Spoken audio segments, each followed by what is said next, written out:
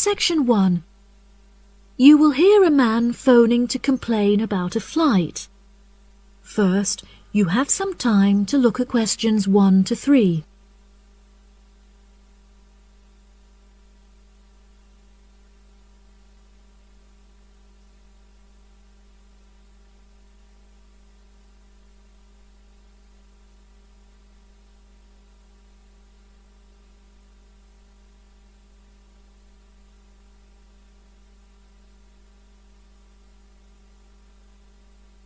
You will see that there is an example that has been done for you. On this occasion only, the conversation relating to this will be played first. Hello, you have reached the complaints department. How can I help you? Yes, hello there. I am phoning to make a complaint regarding a flight that I took with you recently. Okay. There are some details I will need to take from you first. May I have your name, please? Jack Dawson. That's D-A-W-S-O-N.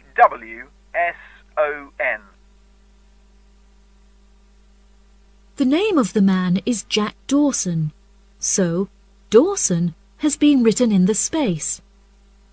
Now we shall begin. You should answer the questions as you listen, because you will not hear the recording a second time. Listen carefully and answer questions 1 to 3. Hello, you have reached the complaints department. How can I help you? Yes, hello there. I am phoning to make a complaint regarding a flight that I took with you recently. Okay. There are some details I will need to take from you first. May I have your name, please? Jack Dawson. That's D-A-W-S-O-N. And your address? It's 33 Hillcrest Road. That's H-I-L-L-C-R-E-S-T. 33 Hillcrest Road. Is that in Exeter?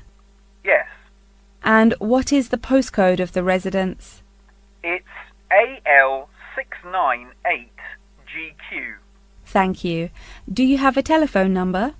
Yes, the number at my office is 754688. That's good. And may I just take a home phone number for you in case of emergencies? No problem. It's 798662. Are they both local numbers? Yes. Before you hear the rest of the conversation, you have some time to look at questions 4 to 10.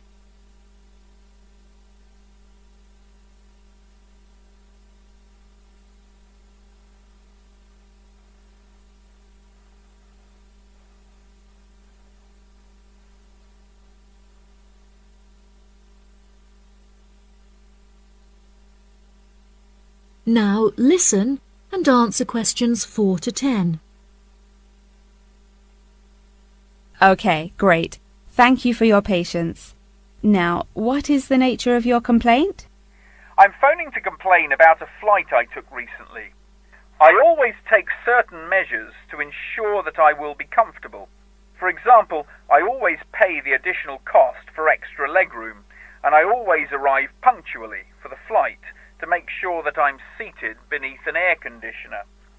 Unfortunately, I was disappointed to find that the air conditioning on the plane was broken, so I spent the entire flight in discomfort as it was too hot and the air was stuffy. I see. I do apologize for this fault with the air conditioning.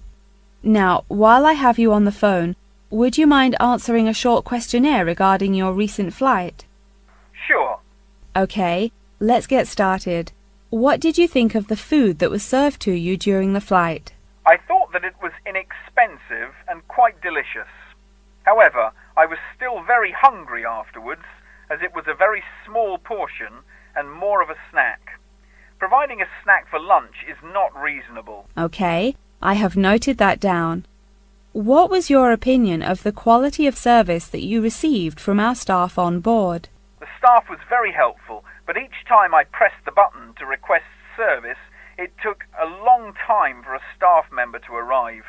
I found this frustrating, as there just weren't enough staff on board the flight to be able to serve all the customers. Okay, that's great. Thank you very much for answering those questions. Are there any other parts of your travel experience that you would like to comment on? Yep. The process of moving through security was very quick and helped to make my travel experience stress-free. Okay. Do you have any extra comments on the services you received during the flight? Yes, I thought that the seats were very uncomfortable and looked very old. They were also in need of repair, as the recline feature on my chair was broken, so I could not go to sleep for the whole flight. Luckily, the entertainment facilities were very good, so I was able to distract myself by watching movies. Thank you so much for taking the time to answer all of my questions. We would like to offer you some gifts as a goodwill gesture, with a 20% discount on the cost of your hotel stay. We also appreciate that international calls to your home country can be expensive, and we are sure that you would like to keep your family updated on your travels. So please accept a phone card which has a credit of £20. Oh, that's really great. Thank you so much for the gifts. No problem. We look forward to having you travel with us again soon. Have a fantastic vacation. Thanks. Bye. That is the end of section 1. You now have half a minute to check your answers.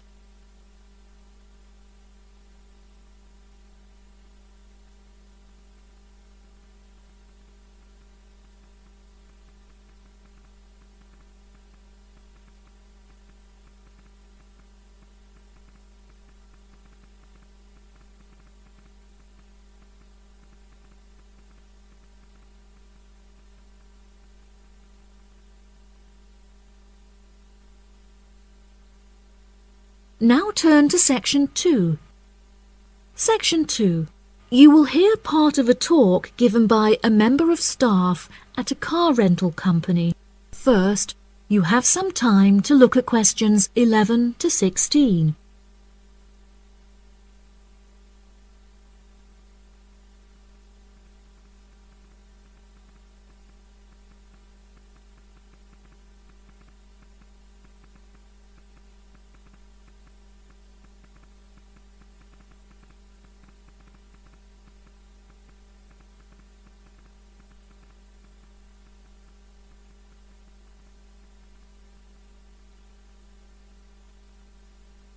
Now listen carefully and answer questions 11 to 16.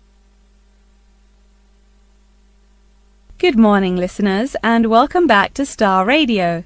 Today on the show, we have a visitor from Yazoo Car Rental, who is going to give us an insight into his company and into the public transport system. Welcome, Jonathan. Thank you for having me. Yes, I would like to start by introducing my company, Yazoo Car Rental. We are the cheapest and most reliable rental company in the city and have won multiple awards for the quality of our services. This success did not come easily, however, and it proved important that we stay fresh and are always thinking of ways to attract new customers. Our first attempt to do this was to offer a free gift with every car rental, which we were confident the customers would be very interested in. The offer of a free Hoover with each rental, however, did not attract any new customers, so we quite quickly stopped offering it. In 2002, a new taxi company opened next door to us, and we started losing a lot of business to them. So we introduced an offer that we hoped might compete with their service. We offered a new package where you could rent a car with a driver for a small extra fee. By introducing this offer, we found that all of our customers preferred to drive the cars themselves. So again, this offer was unsuccessful in attracting more customers.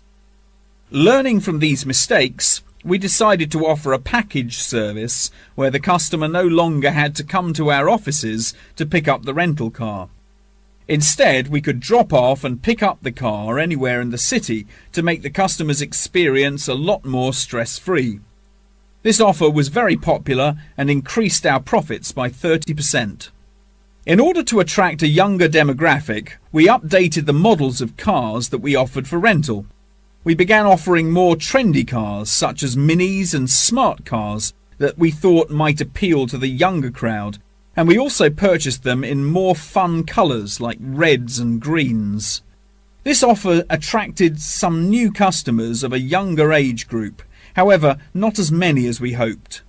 Next, I decided to offer our services at a discounted price on our website where it could be seen by thousands of people. I thought that this could be a great way to attract a number of new customers who would never have heard of us before, and it worked fantastically well.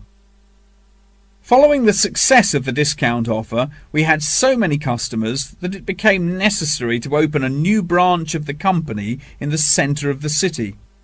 The cost of renting offices in the city centre was very high, so we hoped that our profits would justify this expensive decision. We made enough profit to keep our city centre offices open, but we had hoped for a greater increase in customer numbers. Before you hear the rest of the talk, you have some time to look at questions 17 to 20.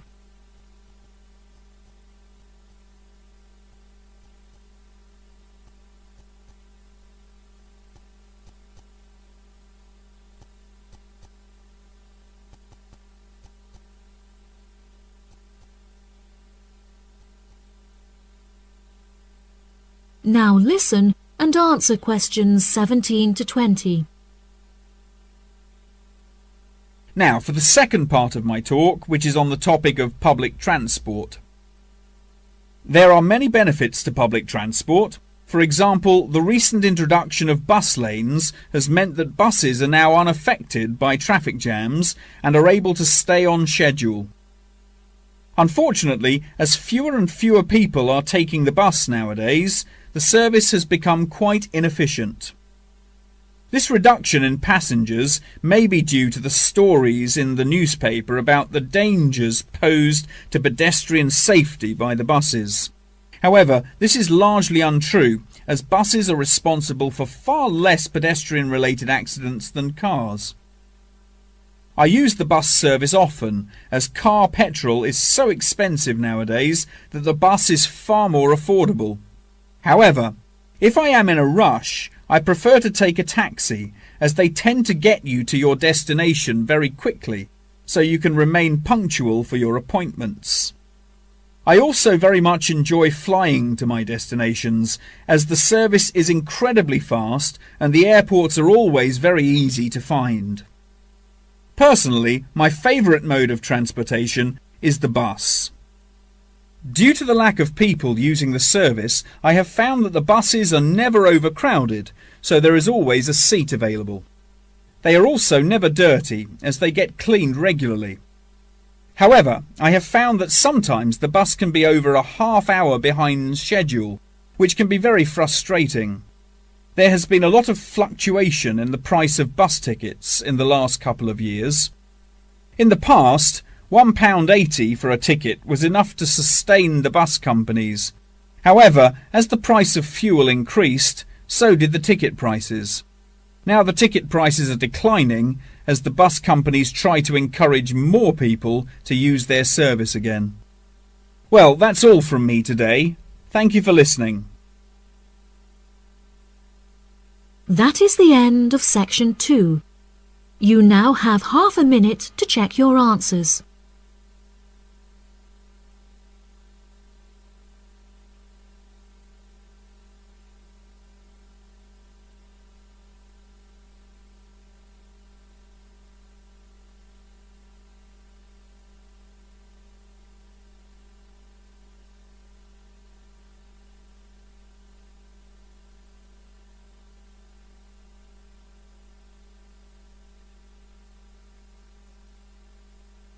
Now turn to section 3.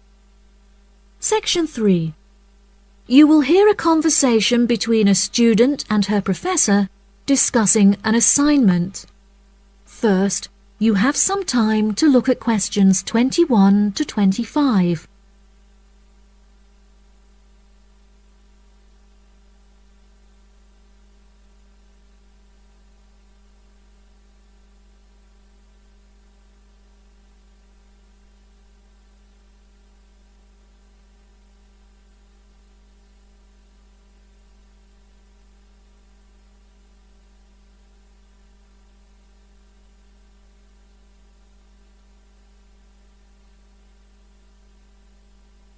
Now listen carefully and answer questions 21 to 25.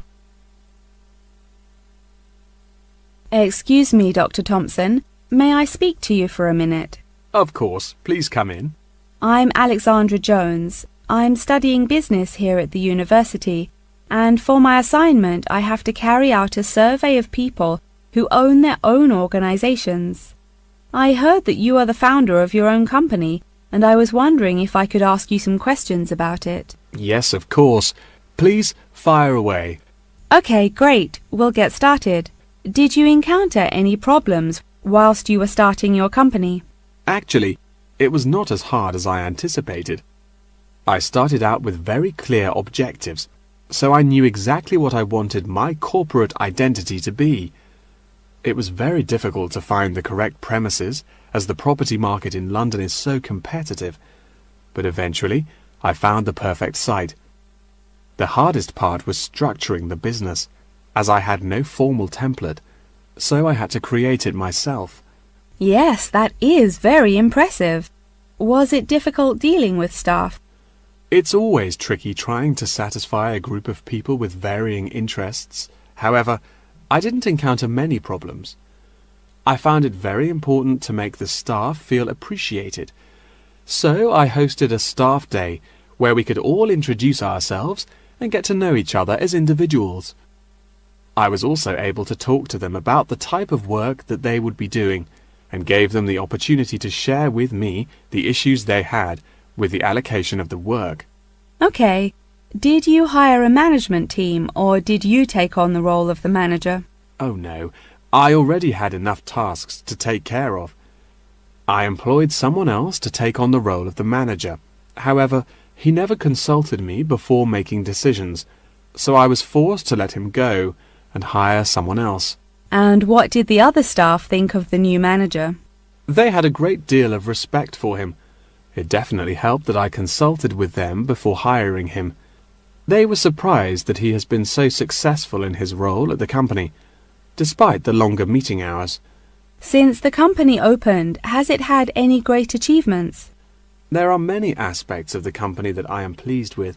However, there is one achievement of which I am particularly proud. I wanted a mural painted to brighten up our entrance area, so I decided it would be a great idea to invite the local primary school to create one for us. The youngsters had a great time, and I know they were thrilled to be included. Oh, that's lovely. Before you hear the rest of the conversation, you have some time to look at questions 26 to 30.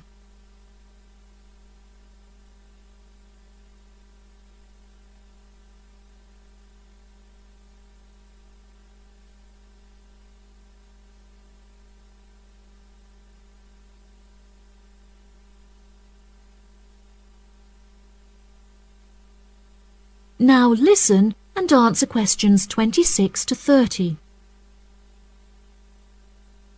Have you encountered any major problems since you opened the company?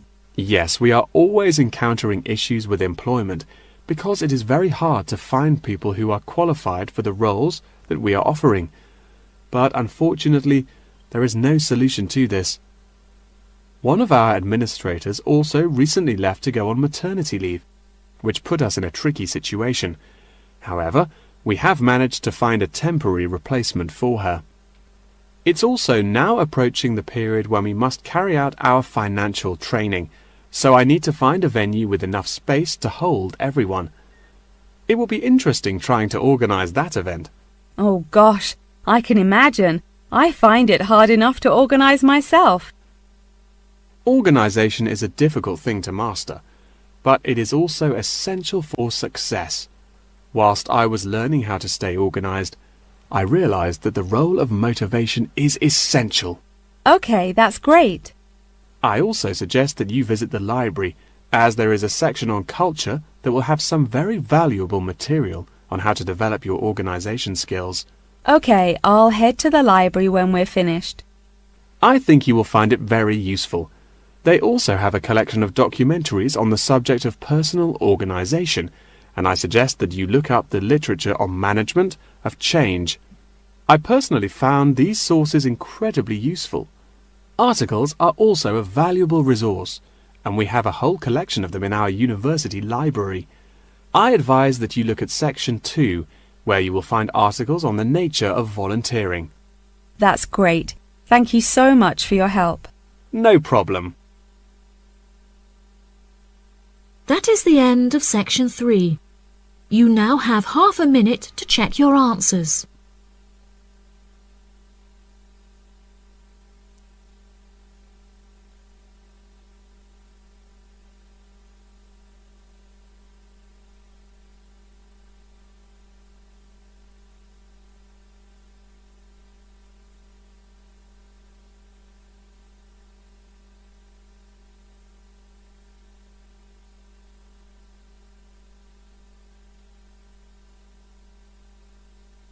Now turn to Section 4. Section 4. You will hear a talk on the research of architecture. First, you have some time to look at questions 31 to 40.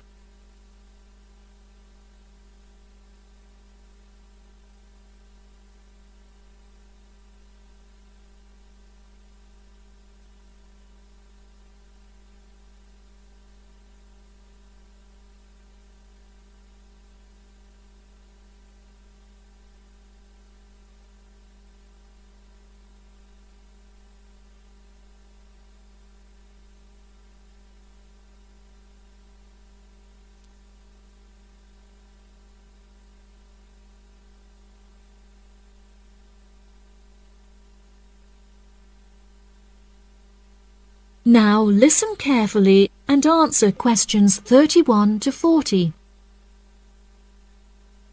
Welcome, class, to your very first lecture in this series on architecture, conducted by myself, Dr. Torben Dahl. Today we will be looking into the relationship between climate and architecture, where I will be giving you a critical overview of the main climate influences that shape the design of buildings. Throughout this lecture series, we will be looking at the latest research into climatic design carried out by experts in the field, in addition to case studies and examples drawn from modernist practice, both in cities and rural areas. Now, acid rain is one of the climatic elements with the most devastating effects on our architecture.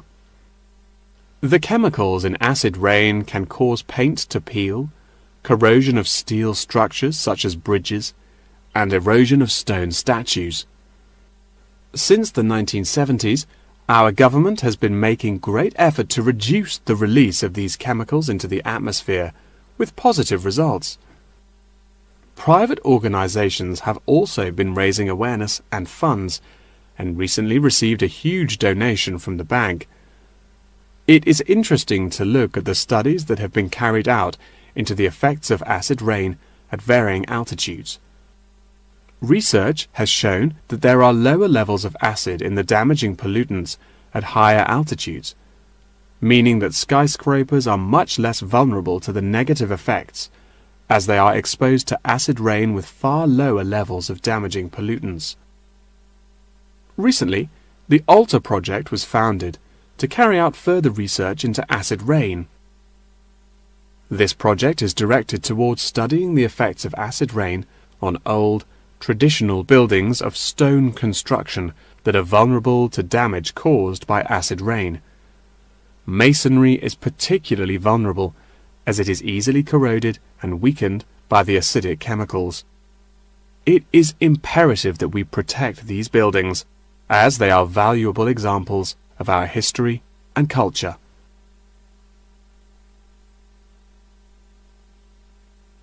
Pollution is one of the main sources of concern in the present day. The construction industry contributes considerably as a source of pollution in its day-to-day processes of creating building materials such as concrete and glass. However, more new sustainable methods are being developed to counter this.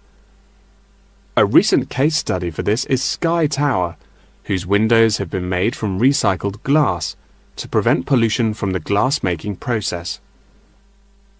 Water is the most problematic element to be considered in construction. It is imperative that construction elements, such as the insulation, are fitted into the building in dry weather to prevent it from getting wet. This makes winter an undesirable season for construction, as the heavy rainfall can have adverse effects on the building.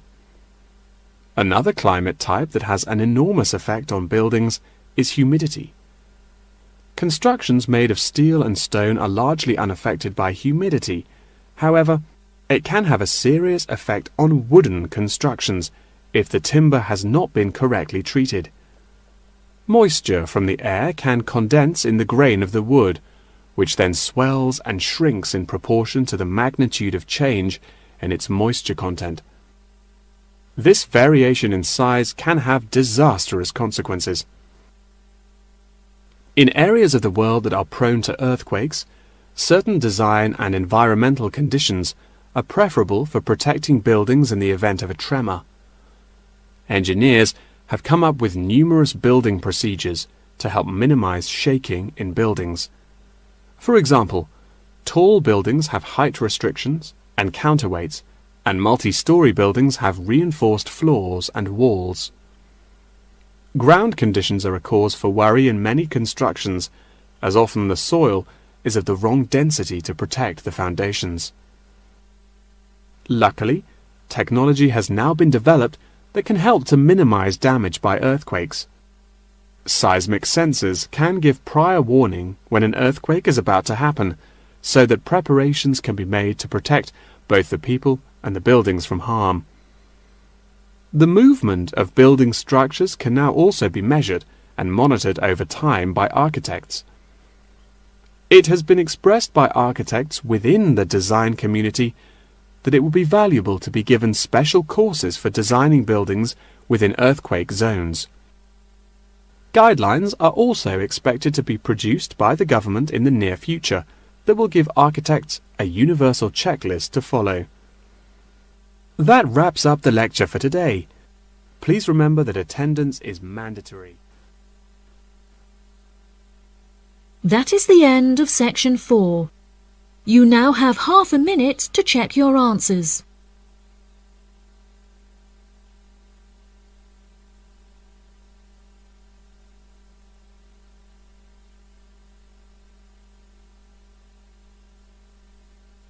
That is the end of the listening test. In the IELTS test, you will now have 10 minutes to transfer your answers to the answer sheet.